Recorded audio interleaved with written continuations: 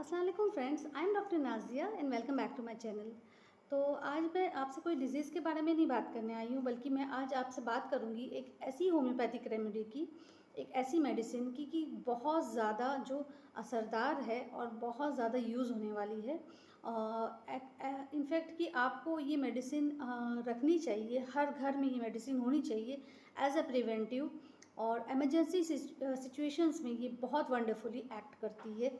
तो दूसरी चीज़ की एक एक मिरेकल की तरह इसका एक्शन है। तो इस मेडिसिन का नाम है एकोनाइट नेपिलस। तो ये एकोनाइट नेपिलस जो है ये प्लांट किंगडम से बनाई गई है। मॉन्ग शूट एक प्लांट है, उससे ये मेडिसिन बनाई जाती है। तो बहुत ज़्यादा इसका एक्शन इतना अच्छा है और बॉडी के हर स्पीयर पे है, हर बॉडी के पार्ट पे इसका एक्शन है। मतलब आपकी जिस्म में कोई भी तकलीफ़ हो तो आप इसको दे सकते हैं एकोनाइट नेपिलस को। और कुछ चीज़ें ऐसी है जो पॉइंट्स आपको याद रखने हैं, वो चीज़ अगर बॉडी में है तो ये बहुत अच्छा एक्शन दिखाती है। तो जब इसका ये मेन पॉइंट ये है कि आपका जो कंप्लेन होगी, जो भी तकलीफ़ बॉडी में होगी, कहीं पे भी होगी, तो बहुत सडन होगी और बहुत वॉयलेंट। यानी कि आपको बॉडी में कहीं भी कोई परेशानी है, लेकिन बिल्कुल अचानक से आई है और बहुत ज़्यादा तेज़ इंटेंसिटी के साथ आती है, तो एकोनाइट इंडिकेटेड है।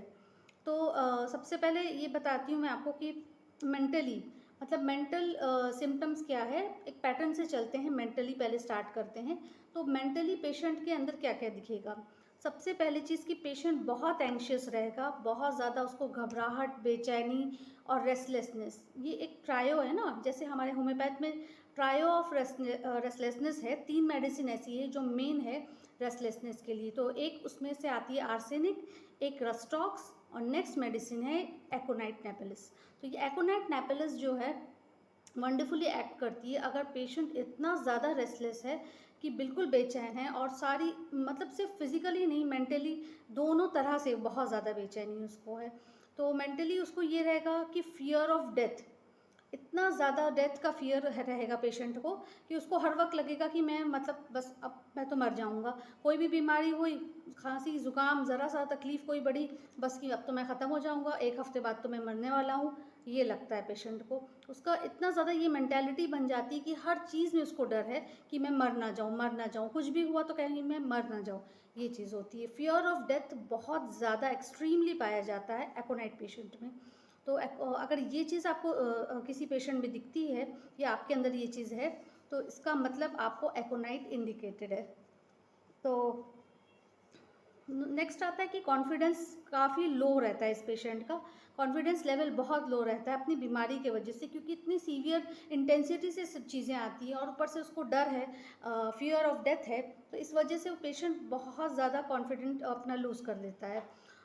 चलिए अब नेक्स्ट उस पे आते हैं। और हाँ, पेशेंट में इंक्रीज थर्स्ट, ये चीज़ बहुत इंपॉर्टेंट पॉइंट है कि थर्स्ट बहुत ज़्यादा रहेगी, बहुत ज़्यादा प्यास लगना, हर वक्त उसको पानी चाहिए, ये इंपॉर्टेंट एक पिक्यूलियर सिम्टम है। नेक्स्ट आते हैं हेड कंप्लेंट्स की तरफ। तो सर में क्या चीज़ें हैं, जब भी आपको पेशेंट को एक्सपोजर टू कोल्ड, मतलब कि बाहर ठंडी हवा में निकलते ही सारी कंप्लेंट्स दिखने लगेगी, तो आप एकोनाइट इंडिकेट कर सकते हैं। तो क्या होगा कि ज़रा सा बाहर निकले, ठंडा मौसम है, तो बिल्कुल सर पकड़ लेता है, सर में बहुत शदीद दर्द शुरू हो जाना और बिल्कुल तकलीफ़ इतनी ज़्यादा कि बिल्कुल बर्दाश्त के बाहर हो जाती है। साथ में रेस्टलेसनेस का होना, फियर ऑफ डेथ का होना, ये सारी चीज़ें होती अगर हैं तो एकोनाइट इंडिकेटेड है। नेक्स्ट आते हैं आइज़ की तरफ। आइज़ में भी यही है, एक्सपोजर हुआ कोल्ड की तरफ तो आइज़ में से वाटरिंग शुरू हो गई और बिल्कुल आँख में से जैसे चुभन हो रही है, स्वेलिंग आ गई है और आपको विज़न भी ब्लर होने लगा है और इतना ज़्यादा रेडनेस हो गई कि वो तकलीफ़देह हो गई है स्वेलिंग आपकी आँखों की। ऐसी ही नेज़ल कंप्लेंट्स जो आती है नोज़ की रिलेटेड, तो भी यही है कि एक्सपोजर हुआ कोल्ड को तो बिल्कुल स्नीज़िंग, सडन और वॉयलेंट, ये मतलब इस मेडिसिन में कम्प्लीटली ये चीज़ है कि सडन और वॉयलेंट, हर कंप्लेंट जो भी तकलीफ़ रहेगी वो सडन होगी, एकदम से शुरू होगी और बहुत ज़्यादा तेज़। तो नोज़ में भी यही है कि बिल्कुल सडन रनिंग नोज़ अचानक से होने लगेगी और बहुत ज़्यादा, इतनी ज़्यादा कि बिल्कुल नाक जैसे छिल गई, अंदर से तकलीफ़ होने लगती है, दर्द होने लगता है। ये होता है। नेक्स्ट स्टमक कंप्लेंट की तरफ आते हैं। वॉमिटिंग होगी पेशेंट को, वॉमिटिंग मतलब इंडाइजेशन है, इरेक्टेशंस है, बेल्चिंग है, खाना हज़म नहीं हो रहा है। अगर उल्टी हो रही है तो उसमें ब्लड आ जा रहा है, क्योंकि वो इतनी फोर्सफुल है, इतनी सडन वायलेंट वॉमिटिंग होती है कि ब्लड आ जाता है। स्ट्रिक्स मतलब वो ब्लड फ्रेश ब्लड रहता है, तो वो कोई बात नहीं है, वो नॉर्मल चीज़ है। क्योंकि हमारे जो पैसेज होता है वो थोड़ा सा इंज्योर हो जाता है फोर्सफुल प्रोजेक्टाइल वॉमिटिंग की वजह से। तो ये चीज़ होना ठीक है। अगर आपका गाढ़ा ब्लड और बिल्कुल जमा जमा सा वॉमिटिंग में है तो वो परेशानी की बात है, तो वो उसके लिए हमें फिर आगे दूसरे टेस्ट कराने पड़ते हैं। लेकिन अगर आपका ऐसा ब्लड है तो कोई बात नहीं है, फ्रेश ब्लड अगर आ गया है वॉमिटिंग के बाद। तो ये चीज़ होती है वॉमिटिंग में भी, स्टमक में भी ये सारी चीज़ें हैं। नेक्स्ट कंप्लेन आती है कफ़।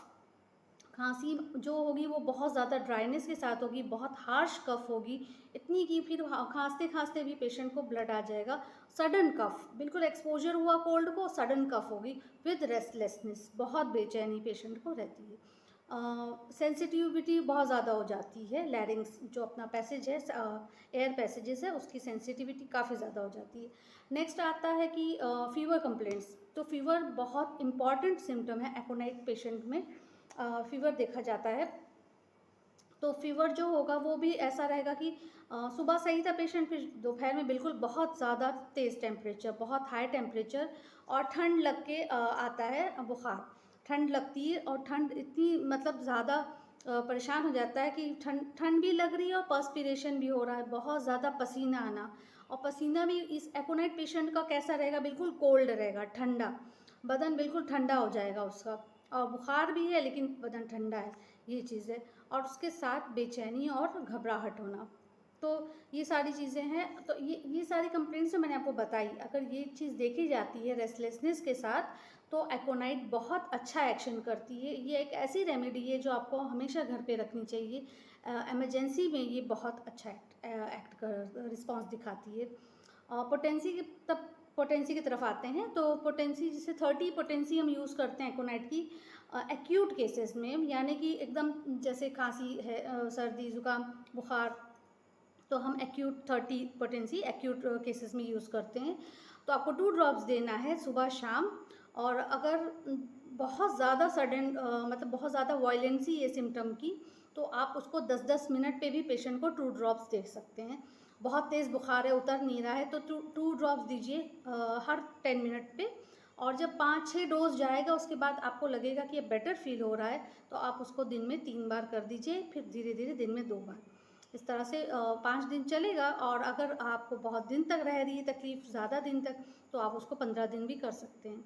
नेक्स्ट पोटेंसी आती है 200 पोटेंसी। 200 पोटेंसी तब यूज़ करना है जब आपको मेंटल सिम्टम्स भी दिख रहे हैं, यानी कि बहुत ज़्यादा फियर है डेथ का, एकदम बिल्कुल मैं कुछ हो जाएगा मुझे, मैं तो बिल्कुल बीमार हूँ, अब तो मैं कभी सही नहीं होऊंगा, ये सारी चीज़ें पेशेंट की है। साथ में रेस्टलेसनेस और बाकी सारी कंप्लेंट एकोनाइट की है, तो आप 200 पोटेंसी दीजिए।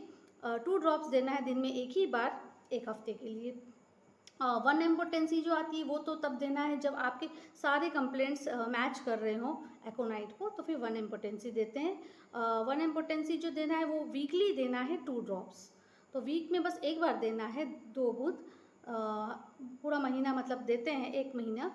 तो 4 डोज जाने के बाद पेशेंट को बहुत आराम फील होता है। तो ये एक ऐसी मेडिसिन थी जो बहुत इंपॉर्टेंट था आप लोग को जानना, क्योंकि ये इतनी ज़्यादा यूज़ होने वाली मेडिसिन है और बच्चों के लिए भी यूज़ की जाती है। ख़ास तौर से बच्चों को जो सडन कंप्लेंट्स होती है, बहुत अच्छी इफ़ेक्टिव है।